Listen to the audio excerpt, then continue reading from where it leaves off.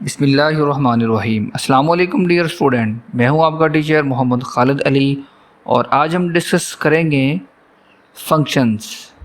जो programming language में function use किए जाते हैं उनके बारे में हम डिटेल में डिस्कस करेंगे। फ़ंक्शन कैसे बनाए जाते हैं, फ़ंक्शन का यूज़ क्यों किया जाता है और फ़ंक्शन के हमें बेनिफिट्स क्या हैं।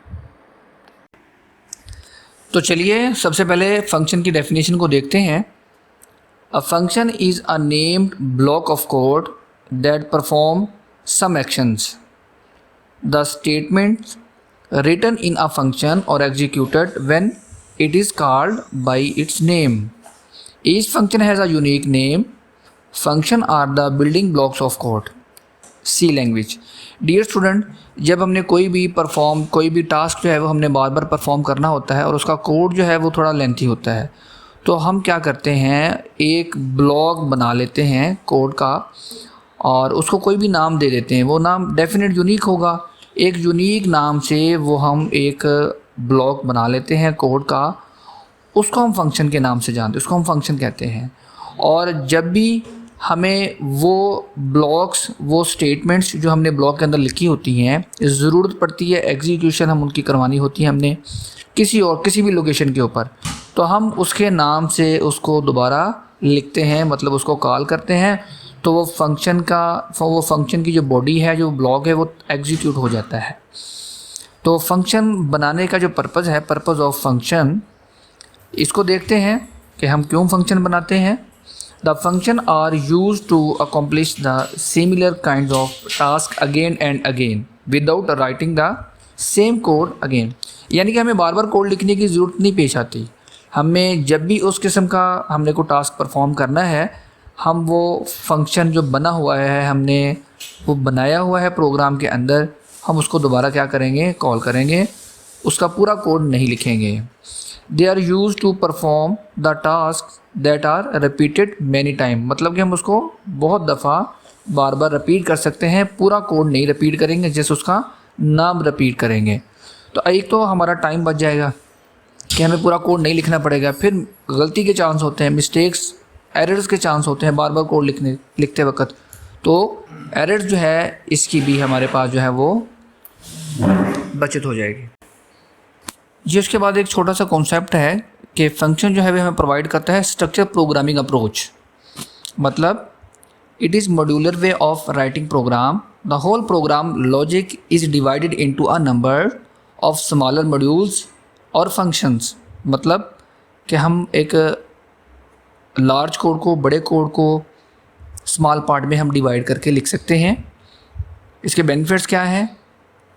डेफिनेट, हम कोड को इजी जो है वो यूज़ कर सकते हैं, कोड हमारा उसको इजीली मॉडिफाई कर सकते हैं, फिर उसको मेंटेन कर सकते हैं, easier to maintain and debug. Error जो है वो इजीली हम एक एक मॉड्यूल के चेक कर सकते हैं, क्योंकि पूरे प्रोग्राम के जब हम एरर्स को फाइंड आउट करेंगे तो वो थोड़ा सा डिफ़िकल्ट होता है। और जब मॉड्यूलर स्मॉल पार्ट, एक जो लॉजिकली उसका पार्ट है, उसको टेस्ट करते हैं, तो उसके जो एरर्स हैं उसको फाइंड आउट करना उसके आउटपुट से इजी हो जाता है। लेस प्रोग्रामिंग टाइम, मतलब कि हम जो है अपने पार्ट्स को इजीली अंडरस्टैंड कर सकते हैं और बार बार हमें लिखने की ज़रूरत नहीं होती पूरे कोड को। हम जस्ट क्या करते हैं, उसके फंक्शंस के नाम को ही लिखते हैं, और जिससे हमारा काफ़ी सारा टाइम बच जाता है जी। उसके बाद हमारे पास टाइप्स ऑफ फंक्शंस हैं, 2 types of functions, user defined function and built in function. तो सबसे पहले हम यूज़र डिफाइंड फंक्शन को देखते हैं। जैसे कि नाम से ज़ाहिर है, यूज़र डिफाइंड, जो फंक्शन यूज़र अपनी नीड के मुताबिक बनाएगा। प्रोग्रामर जो है अकॉर्डिंग टू सिचुएशन, जो भी उसको ज़रूरत है उसको हैंडल करने के लिए वो अपना फंक्शन बना लेगा। A type of function return by the programmer is known as user defined function. User defined function has a unique name. याद रखिएगा स्टूडेंट्स के जो फंक्शन यूज़र डिफाइन करेगा, खुद से बनाएगा, उसका कोई ना कोई यूनिक नाम होगा।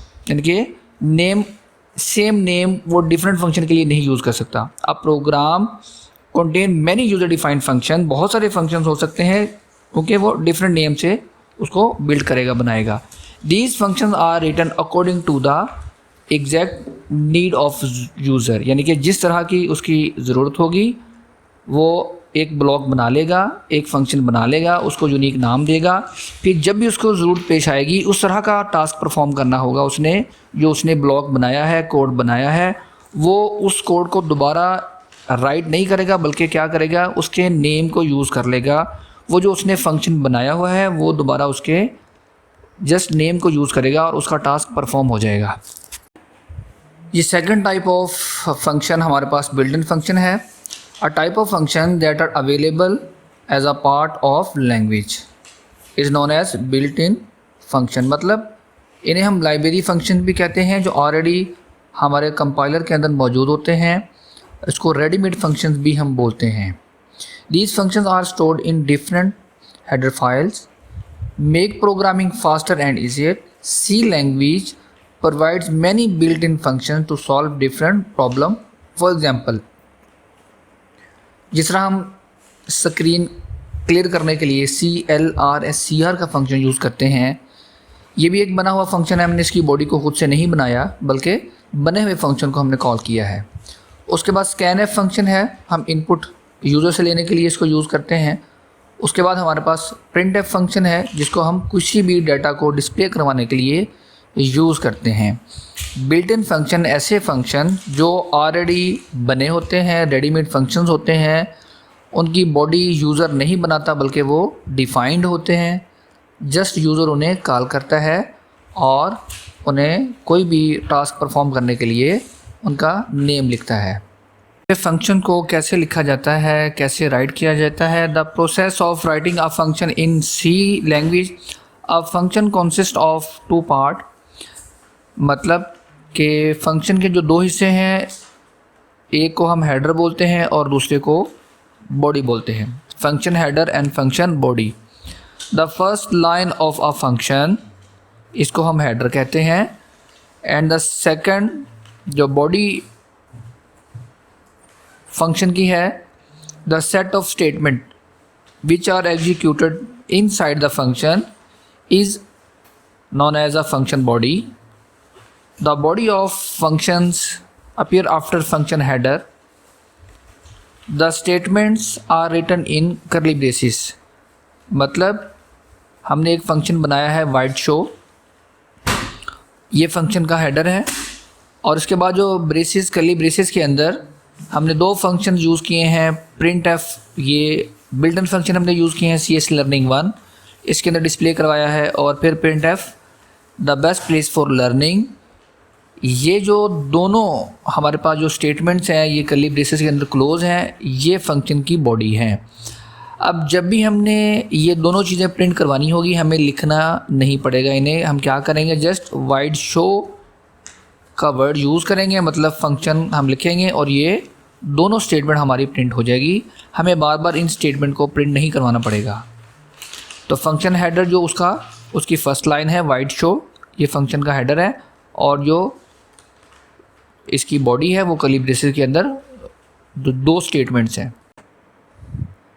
ये हमारे पास 2 डेफिनेशंस हैं, डिक्लेरेशन और डेफिनेशंस। फंक्शन की डिक्लेरेशन क्या है, सबसे पहले देखते हैं what is function declaration. Actually हम फंक्शन डिक्लेरेशन को प्रोटोटाइप भी बोलते हैं।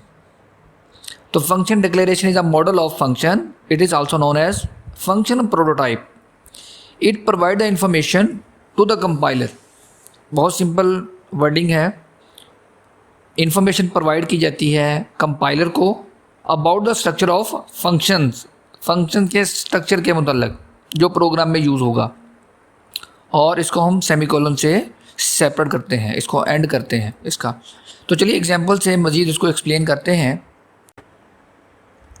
जब भी हमने कोई फंक्शन डिक्लेरेशन करवानी है तो 3 चीज़ों का आपने लाजमी ख्याल करना है कि फ़ंक्शन का नेम क्या है, और वो किस तरह का डाटा रिटर्न करेगा, और उसके पैरामीटर्स क्या हैं। अब हमारे पास 2 फंक्शन हैं, इसी एग्जांपल को देखते हैं।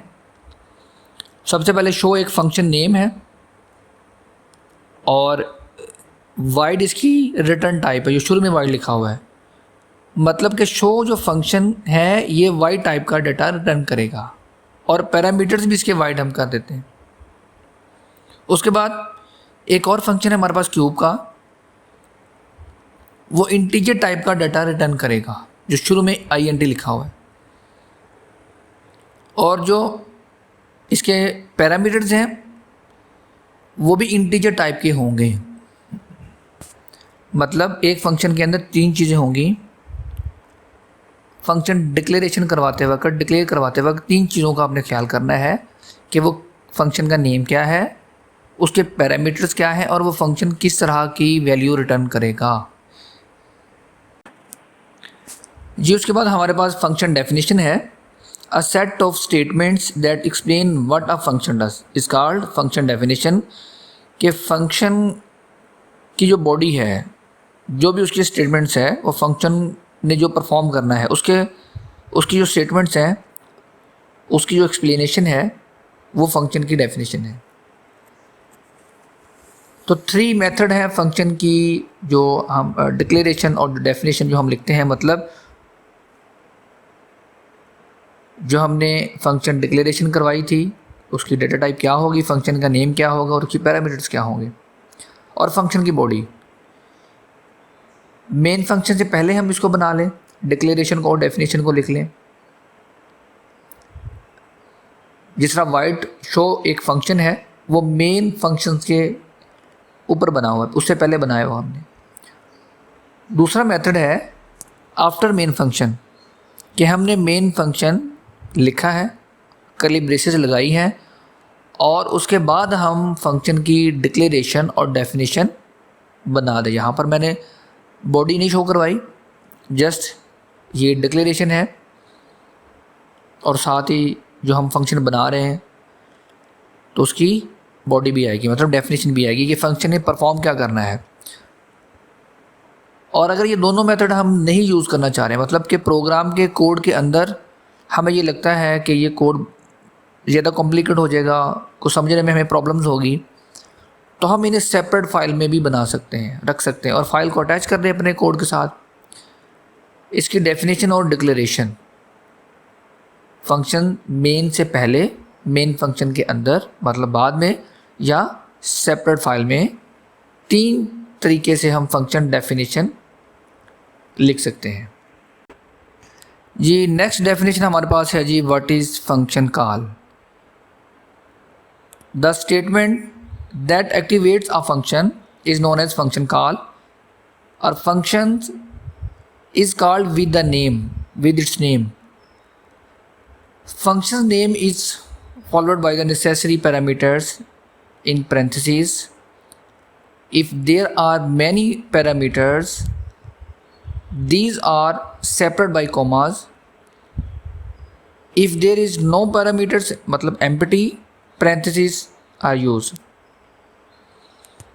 हमने कोई फंक्शन बना दिया है, वो मेन से पहले बनाया है, मेन के बाद बनाया, या सेपरेट फाइल में बनाया।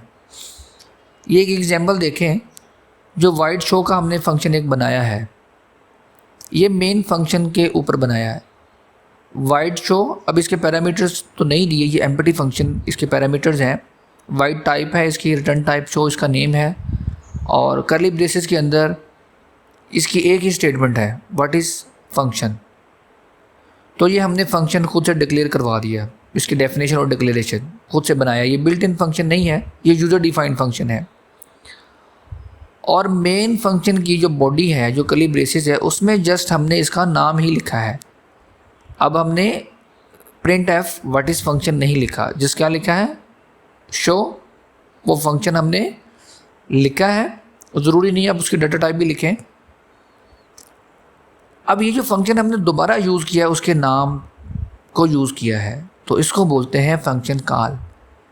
मतलब कि जब ये फंक्शन परफॉर्म होगा तो वो व्हाट इज़ फंक्शन की जो स्टेटमेंट है वो एग्जीक्यूट हो जाएगी, वो डिस्प्ले हो जाएगी। तो इस कॉन्सेप्ट को बोलते हैं फंक्शंस कॉल, कॉलिंग फंक्शन। ये नेक्स्ट हमारे पास है जी, व्हाट इज़ लोकल वेरिएबल, उसका स्कोप और लाइफ टाइम को हम देखेंगे। A variable declare inside a function known as local variable, यानी कि सिंपल वर्ड में अगर हम बात करें तो लिमिटेड एरिया जिसके अंदर उसको डिक्लेयर करवाया गया है, वो लोकल वेरिएबल कहलाएगा। एक फंक्शन की बॉडी के अंदर उसको हमने डिक्लेयर करवा दिया, इसको ऑटोमेटिक वेरिएबल्स भी बोलते हैं। और इसका स्कोप क्या होगा? Area where over variable can be accessed, वो उसका स्कोप कहलाएगा। और लाइफ टाइम क्या होगी इसकी? The time period of for which a variable exist in a memory, जब तक वो मेमोरी के अंदर एग्जिस्ट करेगा वो उसका उतना लाइफ टाइम होगा। ये नेक्स्ट डेफिनेशन हमारे पास है जी global variables. A variable declared outside any function is known as global variables. तो डियर स्टूडेंट, जो लोकली वेरिएबल थे वो फंक्शन के अंदर, उनकी जो एक्सेस थी, उनकी जो लिमिट थी वो एक ही फंक्शन के अंदर थी, लेकिन ये फंक्शन के बाहर होते हैं और डेफिनेट इनकी जो रेंज है, जो एक्सेस किया जा सकता है वो ग्लोबली किया जा सकता है। Global variable can be use by all function in the program. The values of these variables are shared among different function, यानी कि डिफरेंट फंक्शन में इन वेरिएबल्स को यूज़ किया जा सकता है, इसलिए इनका नाम भी ग्लोबल है, ग्लोबल वेरिएबल्स। और स्कोप ऑफ वेरिएबल्स क्या है? ग्लोबल वेरिएबल का स्कोप देखते हैं। Global variable can be used by all function in program. It mean that these variables are globally accessed from any part of the program. Normally global variables are declared before main function, यानी कि जो हम main function बनाते हैं उससे पहले इन्हें आमतौर पर यूज़ किया जाता है। और इनकी लाइफ टाइम क्या है? Global variables exist in the memory as long as the program is running, यानी कि जब तक प्रोग्राम की रनिंग रहेगी, जब तक प्रोग्राम रन करेगा तब तक इनकी लाइफ टाइम होगी। और जो हमारे पास लोकल वेरिएबल था उनकी लाइफ टाइम क्या थी? वो इनसाइड द फंक्शन था और उनका लाइफ टाइम कम था। तो ग्लोबली वेरिएबल जो है वो इनका लाइफ टाइम ज़्यादा है। These variables are destroy from the memory when the program terminates, जब प्रोग्राम ख़त्म होगा, टर्मिनेट करेगा, तब ये इनकी लाइफ टाइम भी ख़त्म हो जाएगी। These variables occupy memory longer than local variables. So global variable should be used only when these are very necessary. तो डियर स्टूडेंट्स, मुझे उम्मीद है कि आप लोगों को बहुत सारी चीज़ें जो उनके बेसिक कॉन्सेप्ट हैं फंक्शंस के, फंक्शन क्यों यूज़ किए जाते हैं और डिफरेंट टाइप्स ऑफ फंक्शन हमने पढ़ी हैं, ये तमाम की तमाम चीज़ें आपको समझ आ गई होंगी। फिर भी अगर किसी भी किस्म का कॉन्सेप्ट आप लोगों ने मज़ीद रिवाइज़ करना है, समझना है, तो प्लीज़ मुझे ईमेल कीजिएगा। अल्लाह हाफ़िज़।